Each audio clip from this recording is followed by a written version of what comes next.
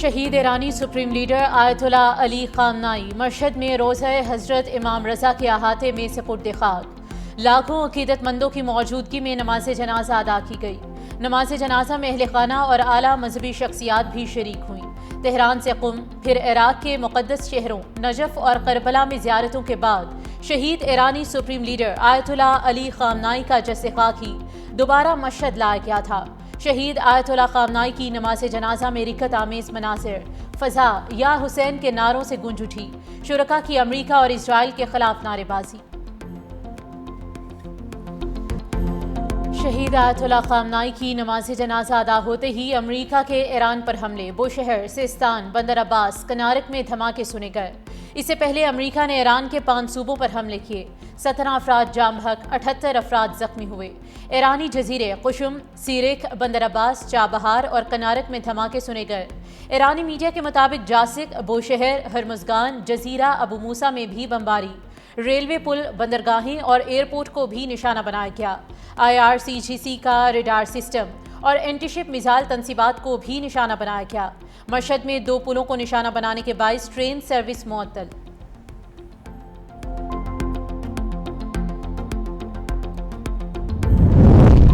ایران کے ساتھ تکنیکی سطح کے مذاکرات جاری۔ امریکی حکام نے دعویٰ کیا ہے کہ ایران اور امریکہ کے ایک دوسروں پر حملے کے باوجود دونوں ممالک کے درمیان تکنیکی سطح کے مذاکرات جاری ہیں۔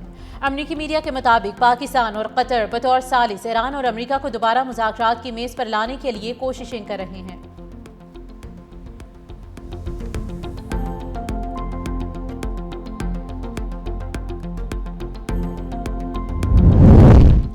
امریکہ ایران کشیدگی کا منصفانہ حل ناگزیر ہے۔ روسی وزیر خارجہ سرگئی لاروف کا بیان، کہا کہ معاہدے میں صرف امریکہ اور ایران ہی نہیں بلکہ پڑوسی اور دیگر متعلقہ فریقین کے مفادات کا بھی خیال رکھا جانا چاہیے، کیونکہ کشیدگی سے کئی ممالک اور عالمی معیشت متاثر ہو رہی ہے۔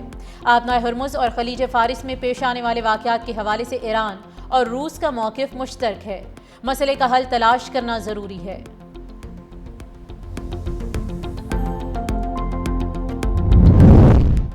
اسرائیل کا حماس کے ترجمان حازم قاسم پر قاتلانہ حملہ، حازم قاسم شدید زخمی، باڈی گارڈ شہید۔ حماس کے مطابق حازم قاسم کی گاڑی کو ممکنہ طور پر ڈرون سے نشانہ بنایا گیا۔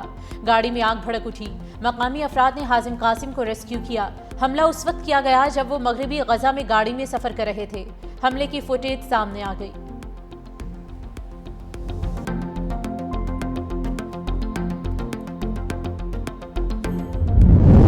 امریکی صدر کے ایران کو سخت نتائج کی دھمکی، ایران معاملے کو کینسر سے تشبیہ دے دی، کہا ہمیں اس کینسر سے نجات پانا ہوگی۔ سوال کیا، آپ جانتے ہیں نا کینسر کے ساتھ کیا کیا جاتا ہے؟ کینسر کو ابتدا ہی میں کاٹ کر نکال دیا جاتا ہے۔ ایران کو آج ہم نے بہت بڑا دھچکا دیا۔ تہران ہمارے ساتھ معاہدے کی بھرپور کوشش کر رہا ہے۔ ٹروتھ سوشل پر بیان جاری کرتے ہوئے کہا کہ صدر ڈونلڈ ٹرمپ نے کہا کہ بحری جہازوں پر حملوں کے رد عمل میں ایران پر حملے کیے، ایسا دوبارہ ہوا تو نتائج زیادہ سنگین ہوں گے۔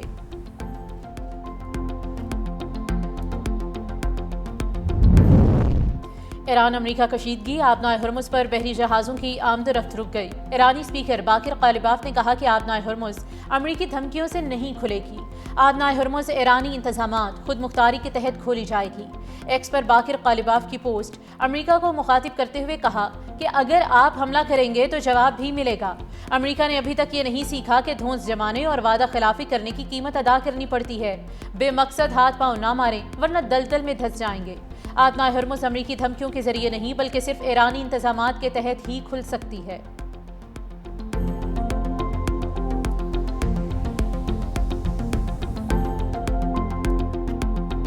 سنگین واقعات ہوئے، اس فتنے میں ہمارے مشرقی ہمسائے کا بھرپور ہاتھ ہے۔ پولیٹیکل لیڈرشپ اور ملٹری لیڈرشپ کا یہ یکسوئی کے ساتھ فیصلہ ہے کہ مل کر دہشت گردی کا خاتمہ کرنا ہے، اور یہ جنگ اس وقت تک جاری رہے گی جب تک کہ پاکستان میں آخری فسادی دہشت گرد کا خاتمہ نہیں ہو جائے۔ پاکستان میں دہشت گردی کے پیچھے بھارت ہے۔ مشرقی ہمسایہ دہشت گردوں کو فنڈنگ اور اسلحہ فراہم کر رہا ہے۔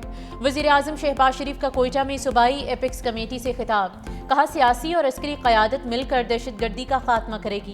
پوری قوم سیکیورٹی فورسز کے ساتھ کھڑی ہے۔ پاکستان کی دنیا میں عزت دشمنوں سے ہضم نہیں ہو رہی۔ آخری فسادی اور دہشت گردی کے خاتمے تک جنگ جاری رہے گی۔ بلوچستان میں 4 دنوں میں بڑے سنگین واقعات ہوئے۔ پولیس، فوج کے جوان اور عام شہری شہید ہوئے۔ افواج پاکستان نے قربانیاں دیں، خون کا نذرانہ پیش کیا۔ بلوچستان میں 54 دہشت گردوں کو ہلاک کیا گیا۔ اجلاس میں field marshal Syed Asim Munir, governor Balochistan جعفر خان مندوخیل، وزیر اعلیٰ بلوچستان میر سرفراز بگٹی اور قانون نافذ کرنے والے اداروں کے سربراہان شریک تھے۔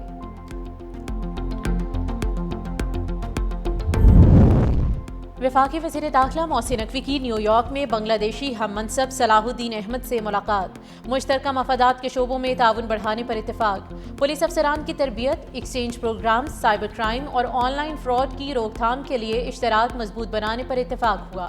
ملاقات میں ایران امریکہ تنازع اور مشرق وسطی کی صورتحال پر بھی تفصیلی تبادلہ خیال۔ بنگلہ دیشی وزیر داخلہ نے قیام امن کے لیے پاکستان کے کردار کو سراہا۔ محسن نقوی نے کہا کہ وزیر اعظم اور فیلڈ مارشل نے امن کے لیے ناقابل فراموش کردار ادا کیا۔ دونوں ممالک کو باہمی تعلقات مزید مستحکم کے نئے مواقع سے فائدہ اٹھانا چاہیے۔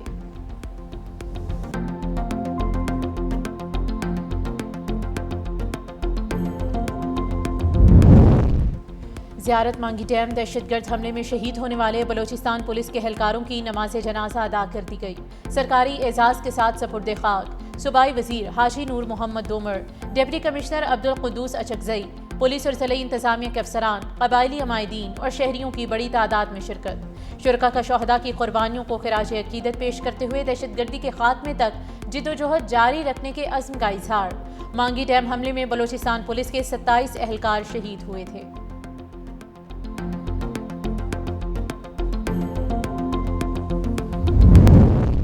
کوئٹہ میں وزیر اعلیٰ بلوچستان میر سرفراز بگٹی کی یقین دہانی پر دھرنا کمیٹی اور شہداء کے لواحقین نے دھرنا ختم کرنے کا اعلان کر دیا۔ سرفراز بگٹی نے کہا کہ وزیر اعظم اور فیلڈ مارشل کی موجودگی میں اہم فیصلے کیے گئے ہیں۔ ریاست اور صوبے کو بدنام کرنے کی سازش کرنے والوں کے خلاف آہنی ہاتھوں سے نمٹا جائے گا۔ اگر حکومت سے غلطی ہوئی تو تسلیم کریں گے، ازالہ بھی کریں گے۔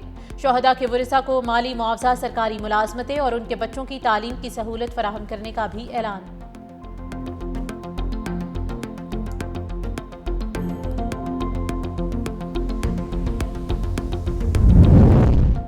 پاکستان اسٹاک ایکسچینج میں کاروبار کا تیزی کے ساتھ آغاز، سرمایہ کاروں کی بھرپور خریداری سے 100 انڈیکس میں 1612 پوائنٹس کا نمایاں اضافہ۔ انڈیکس 1,82,872 کی سطح پر ٹریڈ کرنے لگا۔ مارکیٹ میں مجموعی طور پر تیزی کا رجحان برقرار ہے۔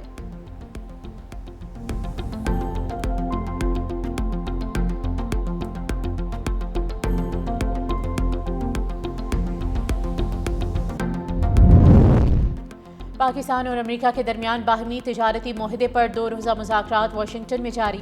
سیکرٹری تجارت جواد پال پاکستانی وفد کی قیادت کر رہے ہیں۔ ترجمان دفتر خارجہ طاہر حسین اندرابی کہتے ہیں کہ مختلف وزارتوں کے نمائندے ورچوئل پلیٹ فارم کے ذریعے مذاکرات میں شریک ہوں گے۔ مذاکرات کا مقصد پاکستان اور امریکہ کے درمیان تجارتی تعلقات کو مزید فروغ دینا، باہمی تجارت میں سہولت کاری اور 2 طرفہ اقتصادی تعاون کے نئے مواقع تلاش کرنا ہے اور موجودہ تجارت میں تنوع اور اضافے کی راہ کو ہموار کرنا ہے۔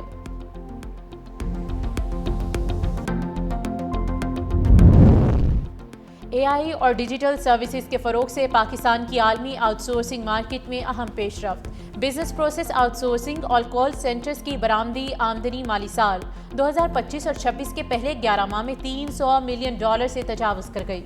اسٹیٹ بینک کے مطابق جولائی سے مئی کے دوران کال سینٹرز کی برآمدات 269 ملین سے بڑھ کر $322 ملین تک پہنچ گئیں۔ ایک سال میں 19% اضافہ ریکارڈ ہوا۔ اے آئی ٹیکنالوجی، جدید ڈیجیٹل انفراسٹرکچر اور ہنرمند افرادی قوت کے باعث پاکستانی آئی ٹی کمپنیز عالمی سطح پر زیادہ مسابقتی بن رہی ہیں۔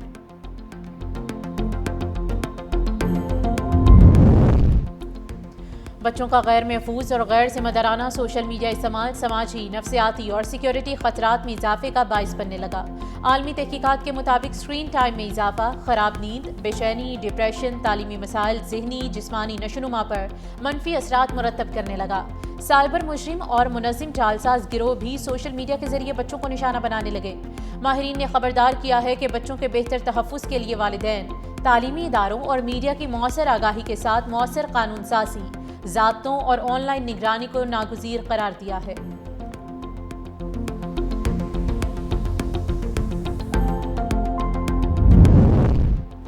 کشمیر بنے گا پاکستان نعرے کے خالق سردار محمد عبدالقیوم کی برسی۔ تحریک آزادی کشمیر کو منظم، پائیدار اور ادارہ جاتی بنیاد فراہم کرنے والے مجاہد اول نے 23 اگست 1947 کو نیلا بٹ کی تاریخی چوٹیوں سے آزادی کی جدوجہد کا پہلا عملی قدم اٹھایا۔ سابق ریاستی فوجی اہلکاروں کو منظم کیا، جس نے قیوم بریگیڈ کی شکل اختیار کی۔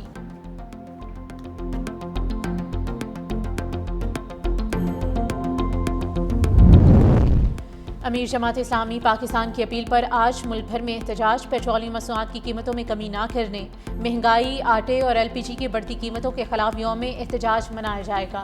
تمام صوبائی ڈویژنل ضلعی ہیڈ کوارٹرز پر احتجاجی مظاہرے کیے جائیں گے۔ امیر جماعت اسلامی حافظ نعیم الرحمان لاہور کے علاقے اچرا میں احتجاجی مظاہرین سے خطاب کریں گے۔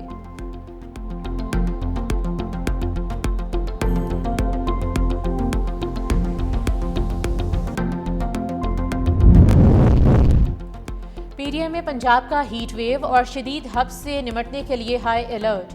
ممکنہ متاثرہ ضلع میں ہیٹ ویو کیمپس، ہسپتالوں میں ہیٹ اسٹاک کاؤنٹرز قائم کرنے کی ہدایت۔ ادویات، ORS اور ٹھنڈے پانی کی فراہمی یقینی بنانے کے اقدامات۔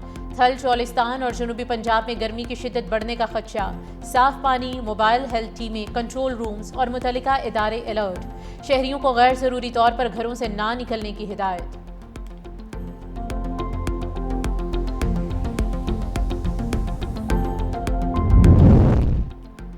خواتین کے تحفظ کے لیے پنجاب ویمن پروٹیکشن اتھارٹی کا اہم اقدام۔ 24 گھنٹے فعال ٹول فری ہیلپ لائن نے کام شروع کر دیا۔ ہراسگی، گھریلو یا جسمانی تشدد سمیت کسی بھی ہنگامی صورتحال میں خواتین مفت کال کر کے مدد، قانونی معاونت، تحفظ اور رہنمائی حاصل کر سکیں گی۔ ڈائریکٹر جنرل ڈاکٹر لبنہ نذیر کا کہنا ہے کہ تمام شکایات کو سنجیدگی سے نمٹایا جائے گا۔ متاثرہ خواتین کی معلومات مکمل رازداری میں محفوظ رکھی جائیں گی۔ پنجاب حکومت کسی بھی خاتون کو اکیلا نہیں چھوڑے گی۔